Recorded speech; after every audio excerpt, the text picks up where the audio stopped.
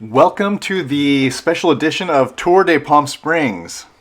This was a very fun event that had a huge turnout, thousands and thousands of cyclists.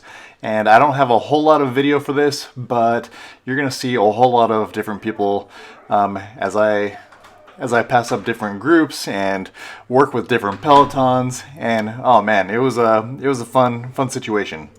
Getting started here for all of those who are thinking about doing the Tour de Palm Springs up in the future, whether it's next year or the year after or whenever, I'm going to tell you how the start works. Okay, so the start was supposed to roll out at 6:30, well, from 6:30 to 7:30.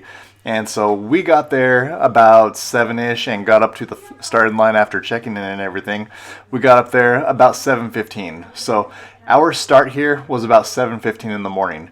And they do different releases. So it's not just one huge massive start.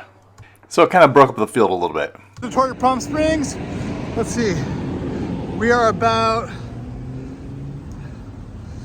24 miles in and a lot of red lights. Dude, seriously, like a red light every mile. And so the group catches us at every stoplight. So we're burning all our energy with these fast accelerations. Trying to get away with the stoplights pulling back in. Yep, that's right. So we're probably gonna bonk here at like mile 50 with this rate of acceleration and stopping. But yeah, that's what we got going on. So I'm going to tell you my strategy for this video, or sorry, for this ride.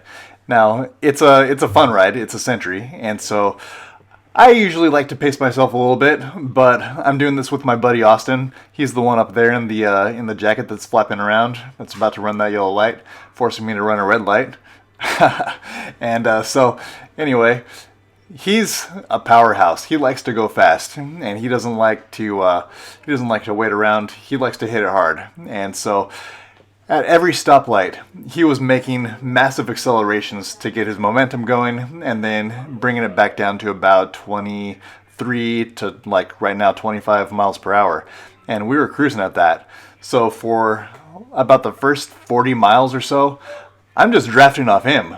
Like, I'm letting him do all the work, and at the end of the ride, I felt pretty tore up, pretty darn exhausted, and I think he did also. But I just wanted to point out the amount of work that he was doing compared to the amount of work that I was doing was not comparable. All right, so I was on his wheel for so much of this ride, and here I am in front actually, and we're cruising by these guys.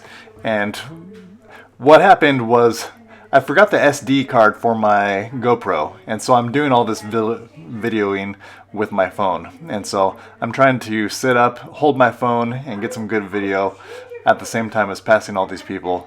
And it's difficult. I make it look easy here, but it's pretty hard. And I gotta point out that the video quality is not that great on my phone. So sorry about the pixelation. Now here, over there on the right, you see all those palms. I think that's a date farm.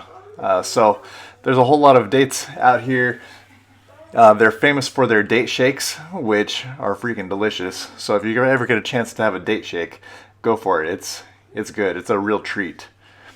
All right, and more footage of me riding through groves of palm trees. So it's very, very cool.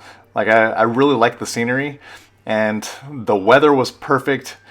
It was a nice cool temperature. I just wore a long sleeve jersey the entire time. And so it's a good day to be out here on this bike ride. So early February, it's perfect right now. So I wouldn't want to do this ride through Palm Springs any other time of the year probably. But today, it's excellent. And you'll notice that I'm splicing together all these different videos that I took while I was holding my phone. And so I'm gonna mention that it's hard to hold 300 watts while you're holding a phone. All right, so here I am in the mid 200 range, and a lot of times when we're passing people, we're going up to 300. Sometimes my buddy Austin there gaps me a little bit, and I got to put up some watts while I'm holding the phone, trying to catch him and bring him back, because I don't want to lose his draft. I mean, he wants to work, and if he's gonna work, then I'm gonna let him work. All right, so here he is going off the front a little bit. I'm not a whole lot worried about it at this point because I know that I could close it with a pretty decent effort. If I needed to take it up to 400 or 500 watts for a little bit, then I could do that also. And I just love this view. Look at the blue sky, the mountains in the distance, the clouds, the palms on the left, the field on the right. Like, all this is feeling really good. Now, if you notice those palms, they were blowing to the right, which I don't know what direction that is, but anyway, it was blowing. Up to this point, we hadn't had a whole lot of wind. That's why we've been able to maintain such a high speed. Actually, I think we probably had a little bit of a tailwind for a little bit of it, but we didn't really notice it a whole lot.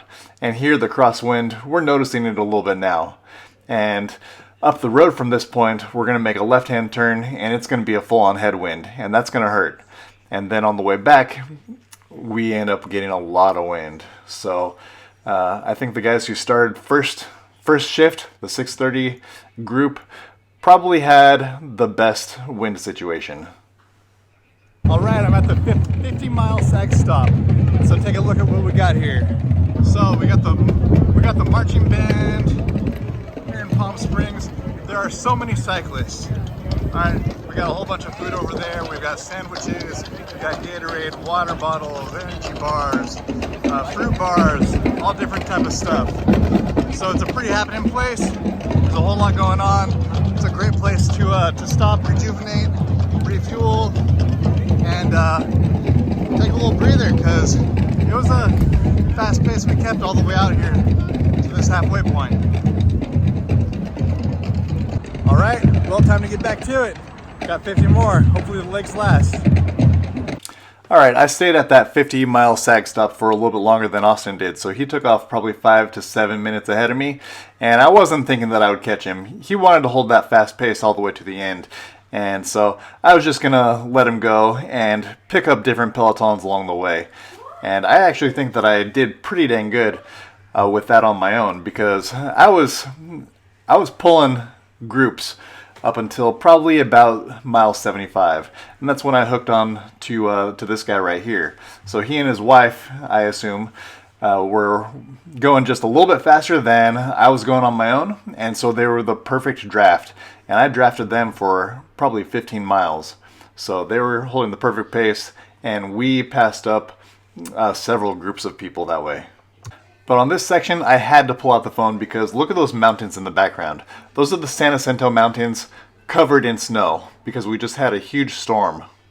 I thought those mountains were just beautiful, so that's why I had to get a little video there, even though it didn't last too long.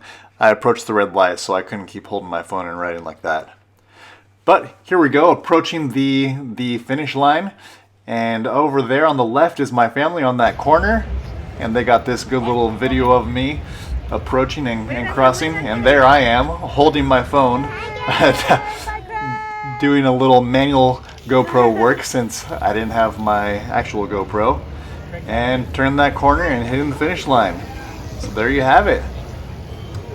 It was a fun time, hard work, and I was expecting it to be a little bit easier than it was, but that wind really made it difficult. And so I'm pretty proud of the work that I put into it, and I felt good that I went so hard and that I was able to put up so many watts for such a long period of time and then still have some for the end. So anyway, this is the tour to Palm Springs. Hope you enjoyed, and come join us next year. This was awesome.